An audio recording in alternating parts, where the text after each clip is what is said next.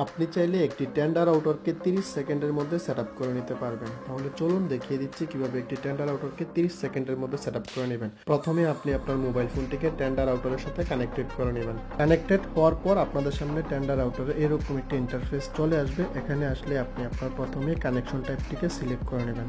আমার আইএসপি আমাকে পিপিপিওই তে ইন্টারনেট দিচ্ছে, সেজন্য আমি পিপিপিওই টি সিলেক্ট করে নিলাম। এরপরে নিচে দেখতে পাবেন ইউজার নেম এবং পাসওয়ার্ড বলে দুটি অপশন।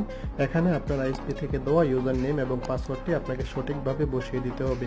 দেখুন বন্ধুরা, আমি সঠিকভাবে আমার আইএসপি থেকে দেওয়া ইউজার নেম এবং পাসওয়ার্ডটিকে বসিয়ে দিলাম। পর আপনারা স্ক্রল করে নিচে চলে আসলে দেখতে পাবেন ওয়াইফাই নেম এবং পাসওয়ার্ড বলে দুটি অপশন। প্রথমে আপনি আপনার ওয়াইফাই নামটি বসিয়ে দিবেন ইচ্ছে মতো। এরপরে নিচে পাসওয়ার্ড বলে একটি অপশন দেখতে পাবেন। এখানে সর্বনিম্ন 8 ডিজিট এবং সর্বোচ্চ 64 ডিজিটের একটি পাসওয়ার্ড দিয়ে দিবেন।